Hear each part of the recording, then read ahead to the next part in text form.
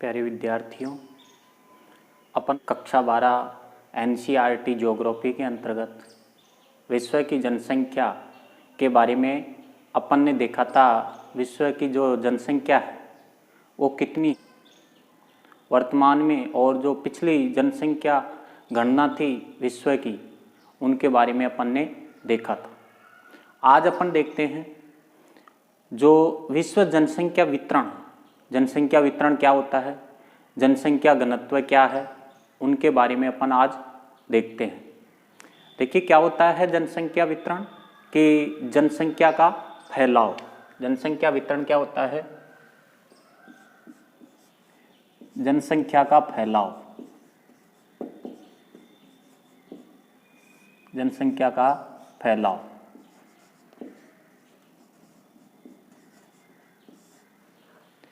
मतलब एक निश्चित क्षेत्र में, एक क्षेत्र विशेष में निवास करने वाले लोगों की जो संख्या होती है वो वितरण कहलाता है।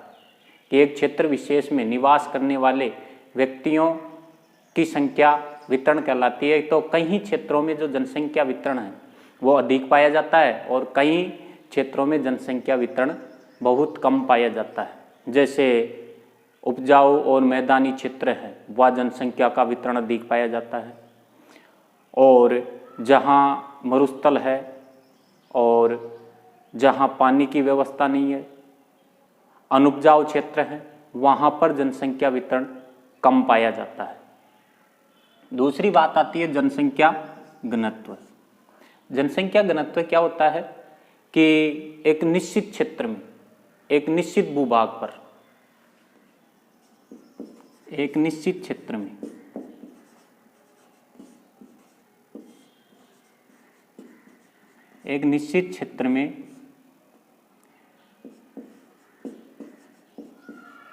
निवास करने वाले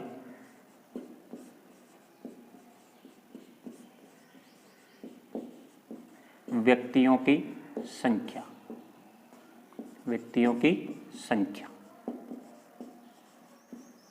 को क्या कहते हैं? जनसंख्या घनत्व या जनघनत्व इसको कहते हैं।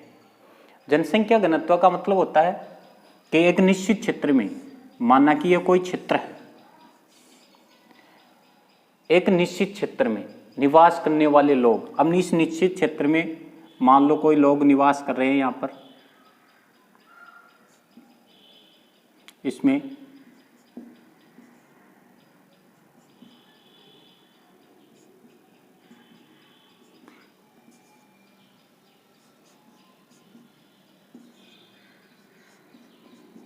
इसमें निवास करने वाले लोगों की जो संख्या होती है उसे जनसंख्या घनत्व कहते हैं। तो मतलब जो जनसंख्या और क्षेत्रफल का जो अनुपात होता है उसे जनसंख्या घनत्व कहते हैं। तो इसका जो, जैसे ये क्षेत्रफल है, तो इस निश्चित क्षेत्र में कितने लोग निवास कर रहे हैं? 5 लोग निवास कर रहे हैं। तो इसका जनघनत्व कितना हो गया? 5 व्यक्ति। तो जनघनत्व का सूत्र होता है जनघनत्व, जनसंख्या घनत्व भी कह सकते हैं इसको। तो बराबर जनसंख्या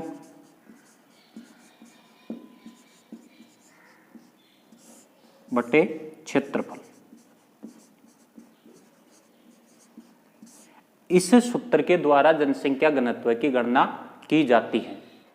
जनघनत्व को अपन उदाहरण के द्वारा समझते हैं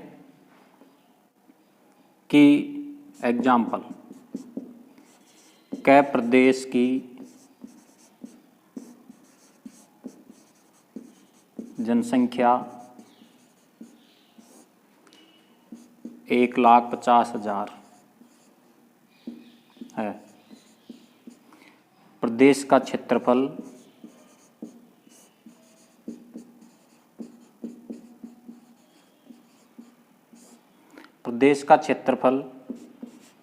100 वर्ग किमी है। तो जनसंख्या घनत्व क्या होगा? जनसंख्या घनत्व क्या होगा?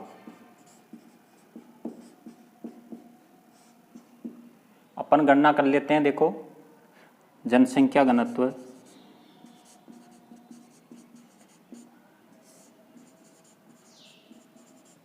बराबर कितना है, जनसंख्या कितनी है 1,50,000 बटे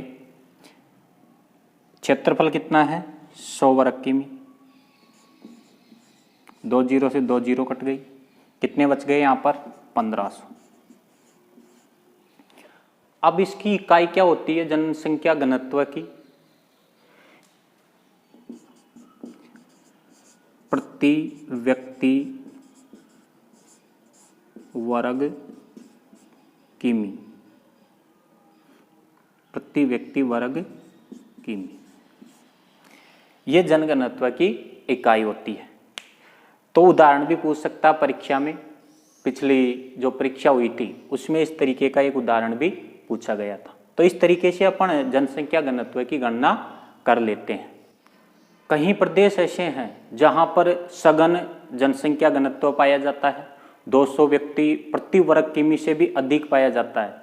जैसे संयुक्त राज्य अमेरिका है, उष्ण और शीत मरुस्थल होता है, वहाँ पर जनसंख्या घनत्व कम पाया जाता है। और जो भूमध्य सागरीय जो प्रदेश हैं जहाँ की जो जलवायु सुखद होती है, वहाँ पर जनसंख्या घनत्व अधिक पाया जाता है। तो जो जनसंख्या वितरण है, जनसंख्या वितरण और जो जनघनत्व है, इनमें आपस में संबंध होता है कि जनसंख्या वितरण जहाँ अधिक होगा, कि एक क्षेत्र में अधिक जनसंख्या निवास करती है, मान लो कोई क्षेत्र विशेष है, यहाँ पर जनसंख्या अधिक निवास करती है, अधिक निवास करती है यहाँ पर, तो जनघनत्व भी क्या होगा अधिक होगा। जनघनत्व, जनघनत्व भी क्या होगा इस क्षेत्र का अधिक। तो अपन कह सकते हैं कि जनसंख्या का वितरण जहाँ पर अधिक होगा वहाँ पर जनघनत्व भी अधिक ही होगा। जैसे अपन महाद्वीपों की बात करें तो सर्वाधिक जो जनसंख्या पाई जाती है एशिया महाद्वीप की, पिछले वीडियो में अपन ने देखा था। और जो सबसे कम जनसंख्या पाई जाती है वो ओशिनिया महाद्वीप की पाई जाती है। तो सर्वाधिक जनघनत्व भी एशिया महाद्वीप का ही होगा भाई। सर्वाधिक जो जनघनत्व है एशिया महाद्वीप का, सर्वाधिक जनघनत्व है एशिया का, एशिया महाद्वीप का कितना है 146 व्यक्ति प्रति वर्ग किमी, प्रति वर्ग किमी। और सबसे कम जनघनत्व किसका है ओशिनिया का,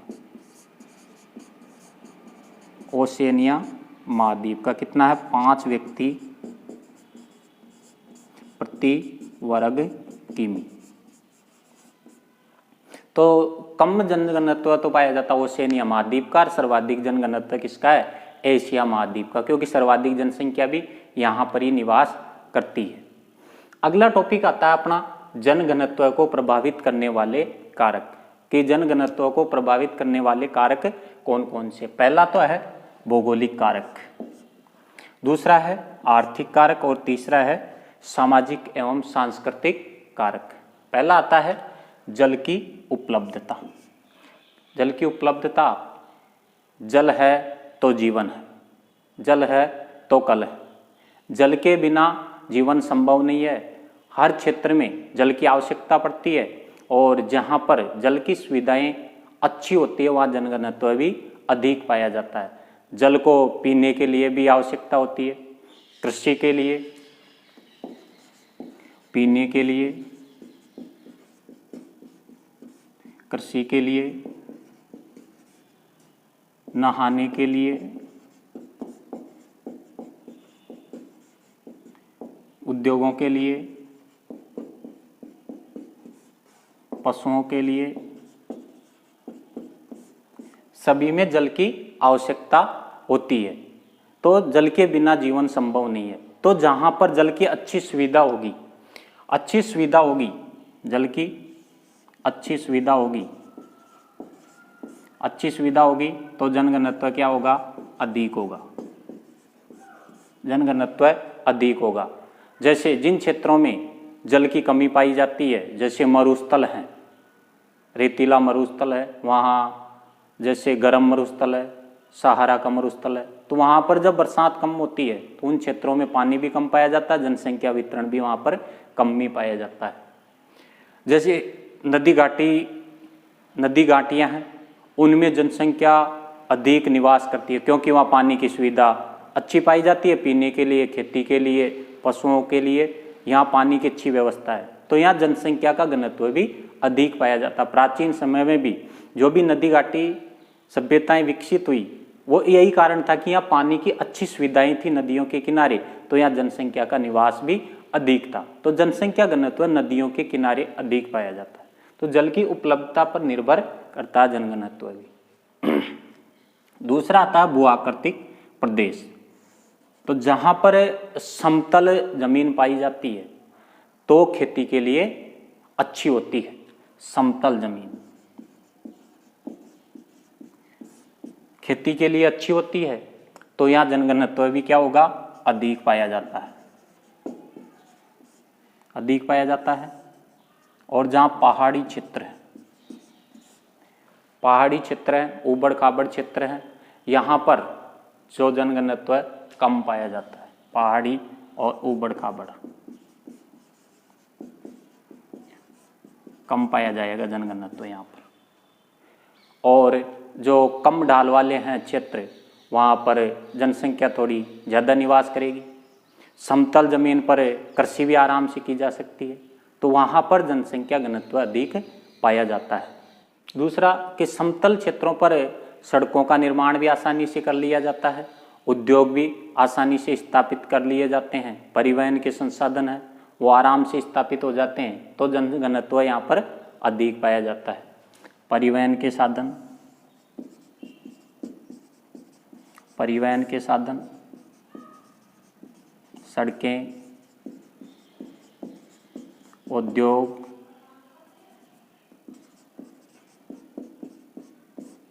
आसानी से यहाँ स्थापित कर लिए जाते हैं, तो जनघनत्व भी यहाँ अधिक पाया जाता है इसका। जैसे बात करें अपन हिमालय का जो पर्वतीय क्षेत्र है, वहाँ पर विरल जनसंख्या पाई जाती है क्योंकि पहाड़ी क्षेत्र है, तो वहाँ पर जनसंख्या कम पाई जाती है। और जो समतल क्षेत्र है वहाँ पर जनसंख्या अधिक पाई जाती है। जैसे गंगा के मैदान है, गंगा के मैदान, गंगा के मैदान में अधिक जनसंख्या पाई जाती है। हिमालय का जो पहाड़ी क्षेत्र है, हिमालय का पहाड़ी क्षेत्र, यहाँ जनघनत्व कम पाया जाता है, जनसंख्या कम पाई जाती है। तीसरी बात करें जलवायु की। जलवायु कि जहाँ पर जलवायु उष्ण होती है और गर्म होती है, उष्ण और गर्म, तो यहाँ पर जनघनत्व क्या होगा, कम, क्योंकि जनसंख्या यहाँ पर कम निवास करती है। उष्ण और गर्म जलवायु होगी, वहाँ पर जनसंख्या कम निवास करती है। जैसे ठंडे शीत प्रदेश है तो वहाँ पर भी जनसंख्या का जमाव कम पाया जाता है, वहाँ भी जनघनत्व कम पाया जाता है। ठंडे प्रदेश, ठंडे प्रदेशों में भी जनसंख्या क्या पाई जाती है, कम पाई जाती है, क्योंकि उनके मौसम के अनुकूल नहीं होती है, वहाँ पर मौसम अनुकूल नहीं होता है, तो वहाँ जनसंख्या कम पाई जाती है। जैसे ध्रुवीय प्रदेश है, ध्रुवीय प्रदेशों पर क्या है, बर्फीले प्रदेश हैं, बर्फीले प्रदेश, तो यहाँ पर भी जनघनत्व कम पाया जाता है।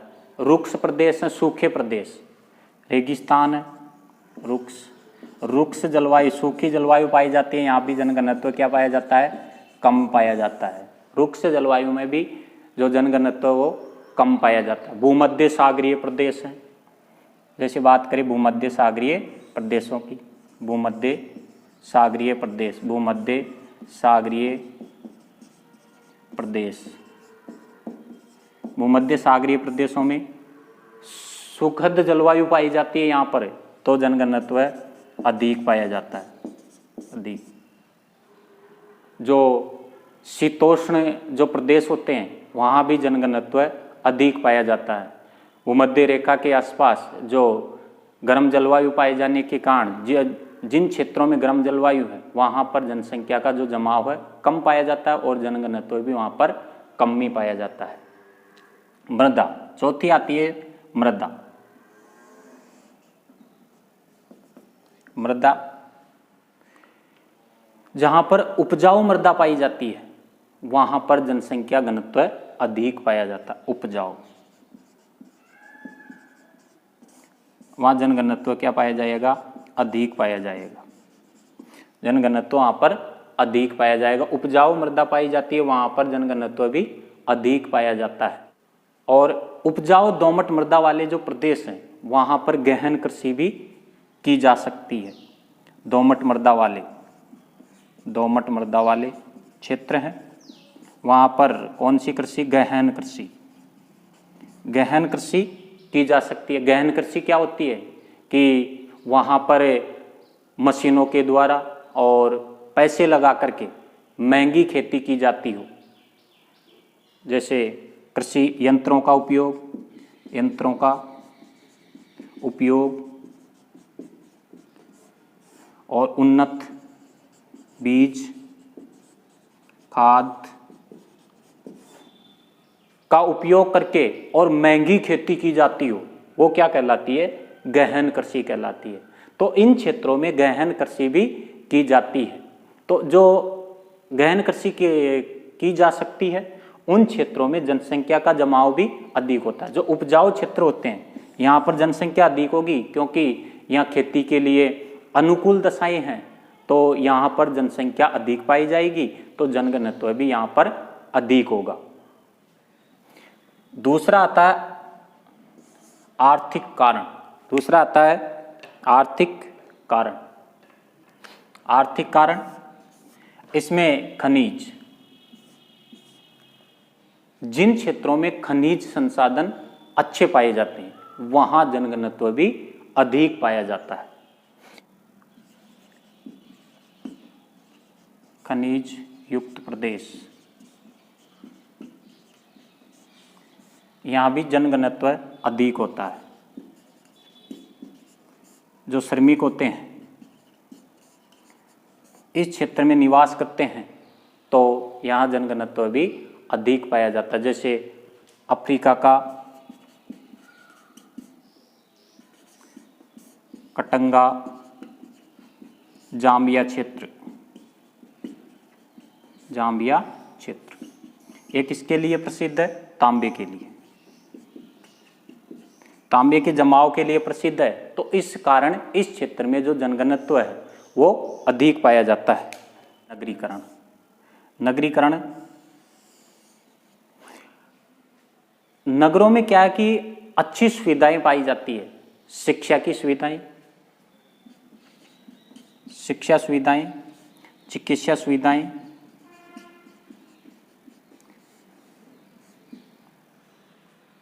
रहन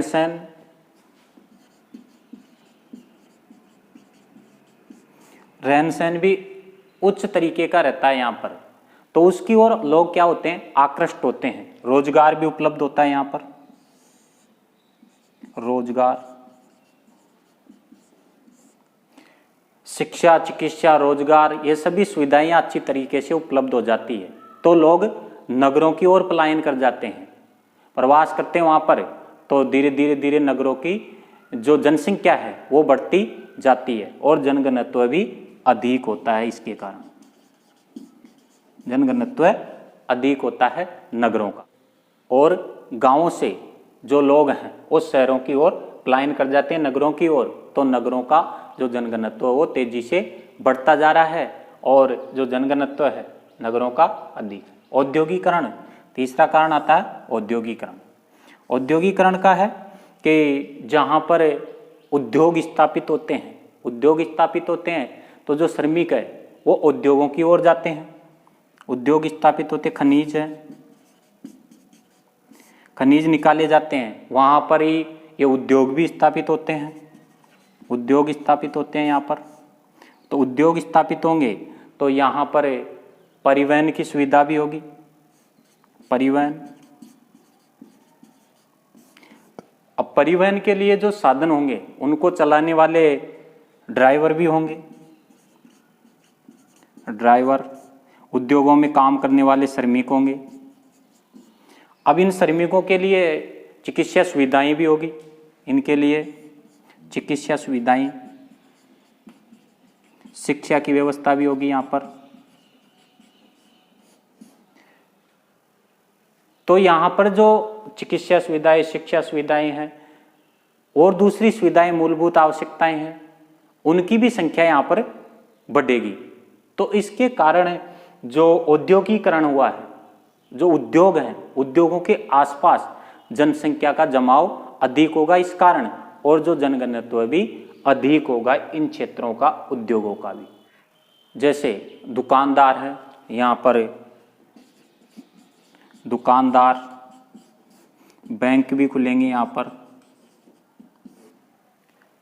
काम करने वाले इनमें, दुकानों में, बैंकों में, इनकी जनसंख्या निरंतर बढ़ती जाएगी, तो जनघनत्व इनका अधिक होगा। तीसरा कारण आता है सामाजिक एवं सांस्कृतिक कारक। सामाजिक और सांस्कृतिक कारक जहाँ पर अनुकूल होंगे जनसंख्या के, वहाँ पर जनसंख्या अधिक निवास करेगी और जनघनत्व भी वहाँ पर अधिक होगा। जैसे जहाँ पर धार्मिक लोग पाए जाएंगे, वहाँ पर धार्मिक आस्था वाले जो लोग हैं उनकी ओर आकृष्ट होंगे, तो वहाँ पर जनसंख्या का जमाव अधिक होगा। जहाँ अशांति होगी तो वहाँ से लोग पलायन कर जाएंगे। जिस क्षेत्र में शांति होगी, धार्मिक क्षेत्र में जनघनत्व होगा, अधिक होगा। दूसरा, अशांति होगी, जहाँ पर अशांति, वहाँ पर जनघनत्व कम होगा। जहाँ शांति होगी उन क्षेत्रों में जनसंख्या घनत्व भी अधिक पाया जाएगा। जो धार्मिक एक ही धर्म वाले जो लोग निवास करते हैं, तो वहाँ पर उसी धर्म के लोग उस ओर पलायन करेंगे और जनघनत्व भी वहाँ पर निरंतर बढ़ता जाएगा। और जो जनसंख्या अधिक पाई जाती है इन क्षेत्रों में, तो वहाँ पर सरकारें भी प्रोत्साहन देती है कि जो कम जनसंख्या वाले क्षेत्र हैं वहाँ पर निवास करने के लिए प्रोत्साहन करती है लोगों को, और जो भीड़भाड़ वाले क्षेत्र हैं वहाँ से भी लोगों को दूसरे जो विरल क्षेत्र हैं, खाली क्षेत्र हैं, वहाँ पर बसने के लिए प्रोत्साहन करती है सरकार। आज के वीडियो में अपन इतना ही पढ़ेंगे। एक बार अपन रिवीजन कर लेते हैं इसका। जनसंख्या वितरण के, जनसंख्या का जो फैलाव होता है उसे जनसंख्या वितरण कहते हैं, और जनसंख्या वितरण असमान प्रकार का पाया जाता है। एशिया के लिए कहा गया एक विद्वान का कथन कि अधिक क्षेत्र में कम जनसंख्या निवास करती है और कम क्षेत्र में अधिक जनसंख्या निवास करती है। दूसरे, जनसंख्या घनत्व कि एक निश्चित क्षेत्र में निवास करने वाले व्यक्तियों की संख्या या जो जनसंख्या और क्षेत्रफल का अनुपात, वो क्या कहलाता है? जनघनत्व कहलाता है। इसका सूत्र जनघनत्व बराबर जनसंख्या बटे क्षेत्रफल। अपन एक उदाहरण से भी समझे थे। 1,50,000 किसी प्रदेश की जनसंख्या है और उसका क्षेत्रफल कितना, 100 वर्ग किमी, तो उसका जो जनघनत्व कितना होगा, 1500 व्यक्ति प्रति वर्ग किमी।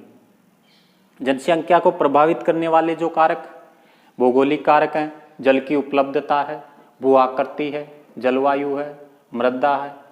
दूसरा, आर्थिक कारण में खनिज है, नगरीकरण है, औद्योगिकरण है।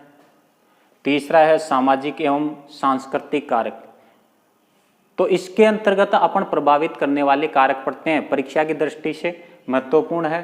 पूछा जाए क्वेश्चन के जनसंख्या घनत्व को प्रभावित करने वाले जो कारक हैं उनको समझाइए। तो इस तरीके का परीक्षा में क्वेश्चन पूछ सकता है, मोस्ट इम्पोर्टेंट है। आज के वीडियो में अपन इतना ही पढ़ेंगे। अगले वीडियो में फिर मिलते हैं। जो दूसरा टॉपिक है अपना जनसंख्या वृद्धि, इसके साथ मिलते हैं अपन। और वीडियो आपको अच्छा लग रहा है, समझ में आ रहा है, तो अपने दूसरे जो साथी हैं उन तक पहुंचाने का कार्य करें, ज़्यादा से ज़्यादा शेयर करें। धन्यवाद।